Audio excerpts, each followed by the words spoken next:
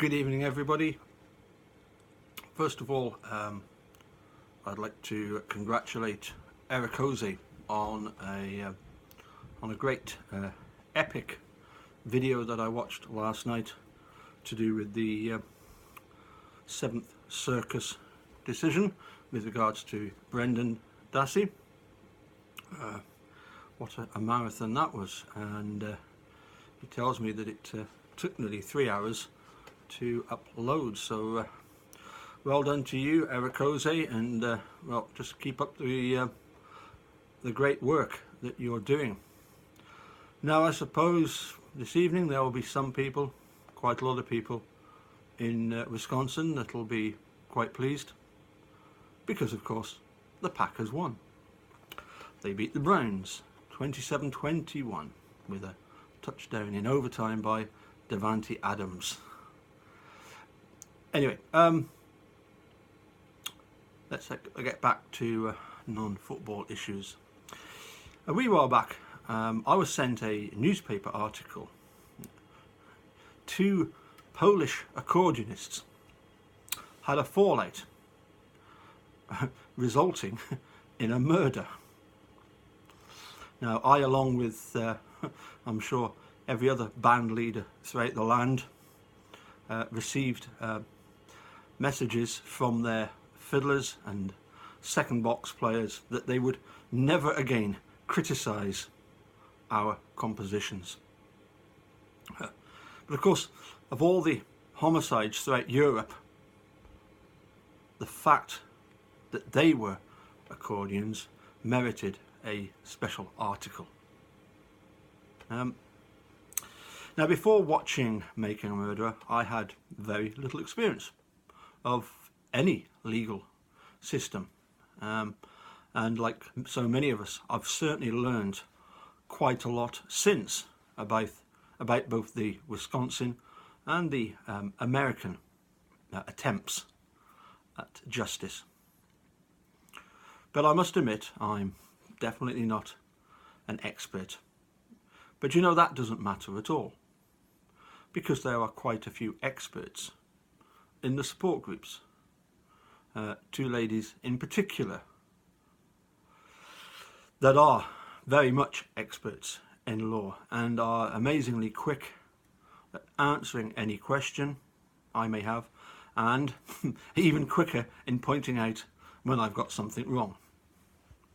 And row behind me, if I ever criticise their legal system, as I often do, they are very quick to defend their law. During Dean and Jerry's appearance in Edinburgh, they pointed out a lot of things about the legal system in the UK that they felt would benefit America. And certainly it appears that there are some things that need to change. The Avery Task Force was set up so that there wouldn't ever be a repeat of the 1985 tunnel vision in Monitrock that saw Steve sentenced the first time. And, well, look how well that has worked thus far. Another thing, there are now calls for an attorney to be present whenever a juvenile is questioned. But personally, I fail to see how having Len Kaczynski in the room with Brendan would have helped him. Quite the opposite. What took 3.5 hours to coerce out of him may only have taken an hour and a half. Now, before watching Making a Murderer, when I was told that the nephew, Brendan, had confessed, I, like most people, I knew he must have done it. You don't confess to something you haven't done. But when I watched it, I couldn't help wondering, why are you going along with all these lies? What I later discovered, of course, is that it's a usual tactic. The other guy is pointing the finger at you. We think it is all his fault. If you don't point the finger at him, he's going to throw you under the bus. Brendan, of course, there's been much said about his Miranda rights. He couldn't even spell Miranda, let alone know what it meant. Now, I listened to the entire oral arguments, and I must admit what did strike me, and I'm sure a lot of other people, was almost how divided the judges were. It was it almost bordered on sort of animosity between them.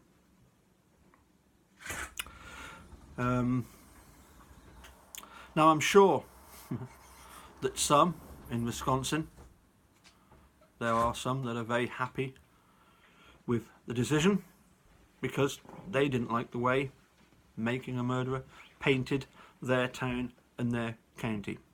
A bit like us accordionists that don't like, or should I say, take drastic action when their compositions are criticised, and lawyers when their system is questioned.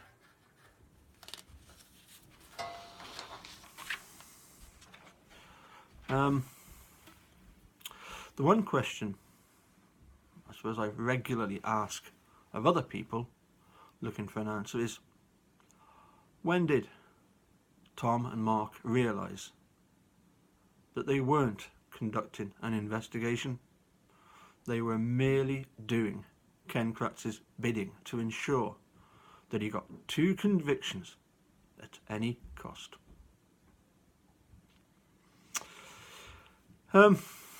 Haven't spoken with some of the lawyers. I've had debates with them. Some of them have assured me that Manitowoc County Sheriff's Department did have the means, via the insurance, to pay the possible 5 to 7 million.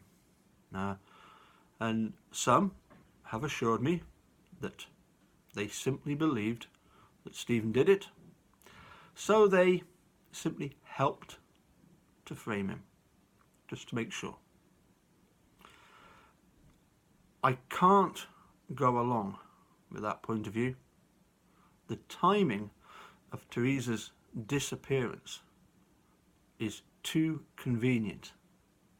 It's just too convenient for the Sheriff's Department, Dennis Vogel, the District Attorney at the time, and going all the way up to the General Attorney's office. I can't see how it could be anything other than a puppet master at the top of the food chain pulling the strings and saying, get this sorted, Manitowoc.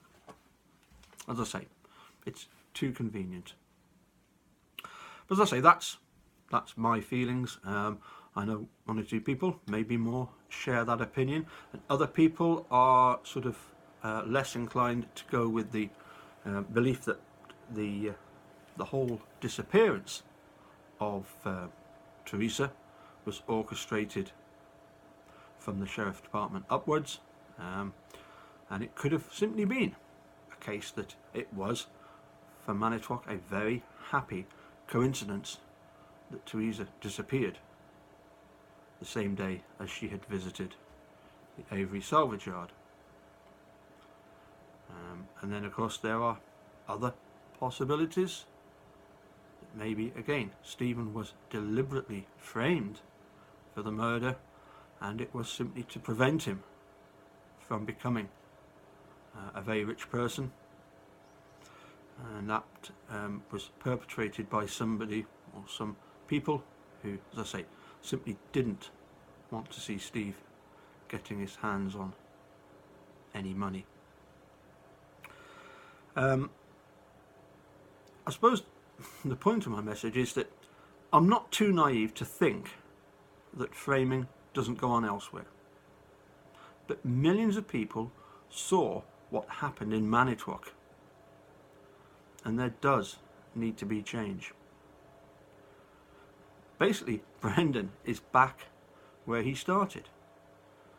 It's taken 10 years to get to the point where at the end of Making a Murderer number 10, you're thinking, well, this needs to go to the Supreme Court and this needs to be sorted.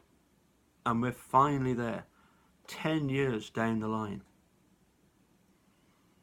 Now, if like me you're unhappy about that, well, let's do something. As I say, my good friend Eric Hosey, he's got a plan. I'll let him elaborate. It wouldn't take more than 10 minutes of your time. You don't even need to leave the house. As I say, I'll let him elaborate on this further. Until then, bye for now.